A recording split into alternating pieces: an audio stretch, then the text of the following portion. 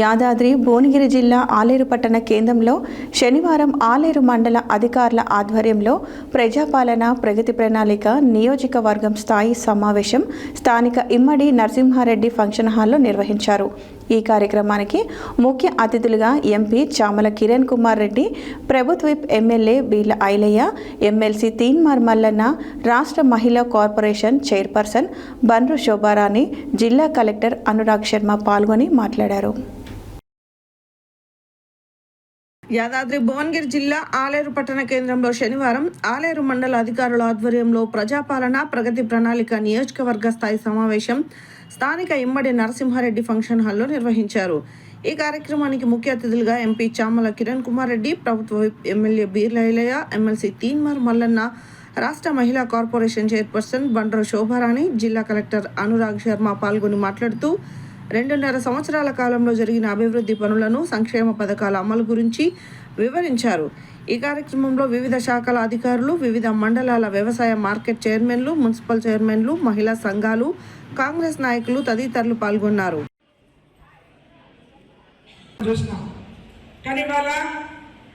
ఏ అధికారులను చూసినా ఉరుకులు పరుగులు పెట్టేసినటువంటి నాయకుడు మన నాయకుడు రేవంత్ రెడ్డి అన్న. ఇందాక చాలా మంది నియోజకవర్గంలో అధికారులందరూ కూడా వాళ్ళ వల్ల రిపోర్ట్లు చేయడం జరిగింది. చాలా సంతోషం. మీరు ప్రజాపాలన ప్రగతి ప్రణాళికలో భాగంగా చేసినటువంటి శానిటైజర్ కావచ్చు, ఇంకా చాలా విషయాలు కూడా చెప్పడం జరిగింది. అయితే ఇది ఏంటంటే ఈ ప్రజాపాలన ప్రగతి ప్రణాళికలో భాగం కాకుండా ఇది నిరంతరం కొనసాగాల్సినటువంటి అంశం. మనం శానిటేషన్ ఇవాళ కొద్ది రోజులు చేసేసి ఇవాళ ఊరుకునేది కాదు. దాని మీద ఆధారపడి ఉంటుంది. మీ ప్యాడీ ప్రొక్యూర్మెంట్ కూడా నడుస్తుంది. ప్రభుత్వం ఎంత ప్యాడీ అయినా సరే అందరి నుంచి ప్రొక్యూర్ చేయాలి, దాన్ని ఫెసిలిటేట్ చేయాలని ప్రభుత్వం చాలా కృషి చేస్తుంది. అండ్ వ్యవసాయం గురించి ఇందాక మేడం చెప్పినట్టు ఆయిల్ పామ్ పంట చాలా ఇంపార్టెంట్. ఈ వచ్చే వారంలో మీ గ్రామాల్లో ఈ కార్యక్రమాలు జరిగినప్పుడు ఈ అవగాహన కార్యక్రమం అనేది టేకప్ చేయడం జరుగుతుంది. ఆయిల్ పామ్ గురించి చరిత్రలో గొప్పగా నిలబడాలి. ఇది తీర్మానం వల్ల చెప్పబోతున్నటువంటి అంశం. ఇంకా పథకాలు పూర్తి స్థాయిలో అందరికి అందాలి. ఎవరు కూడా మాకు పథకం అందలేదనేటువంటి పేరు ఇక్కడ ఈ నియోజకవర్గంలో రాకూడదు. ఇక్కడ ఉన్నటువంటి ఎమ్మెల్యే గారికి మంచి పేరు రావాలి, ఇక్కడ ఉన్నటువంటి ఎంపీ గారికి మంచి పేరు రావాలి, ఇక్కడ ఉన్నటువంటి ప్రజాప్రతినిధులకు కూడా మంచి పేరు రావాలని కోరుకుంటా ఉన్నాం. ఆ మంచి పేరు రావన్నా వద్దు అనేది వాళ్ళు నిర్ణయం తీసుకోవాలి. ఈ 2 ఏళ్లలో అన్ని చెరువులు నింపడానికి నేను ప్రయత్నం చేస్తాం. గతంలో వడ్ల కొనుగోలు ప్రతిష్టంగా తీసుకొని మన ప్రభుత్వం, మీరందరూ మీ చేతి ఎన్నుకోబడ్డ ప్రభుత్వం 2 సంవత్సరాల 3 నెలలు పూర్తయిన సందర్భంగా మనం ప్రజలకు అందిస్తున్నటువంటి పథకాల మీద చర్చ.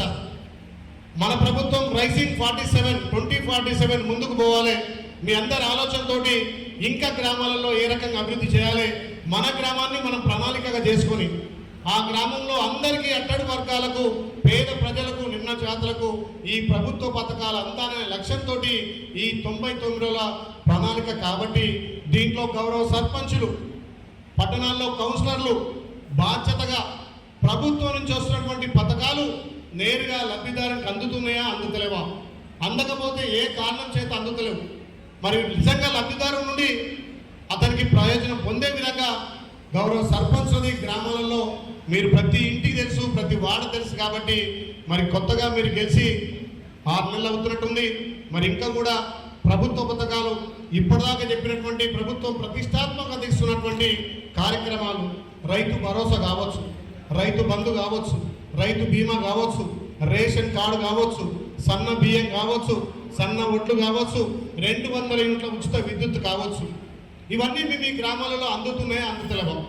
ప్రభుత్వ లక్ష్యం ఒక్కటే, ప్రతి కుటుంబానికి ప్రభుత్వ అంటే అరువులకు అందాలనే లక్ష్యంతో మన ప్రభుత్వం పనిచేస్తుంది. వేదిక మీద చాలా మంది పెద్దల విషయాలు చెప్పారు.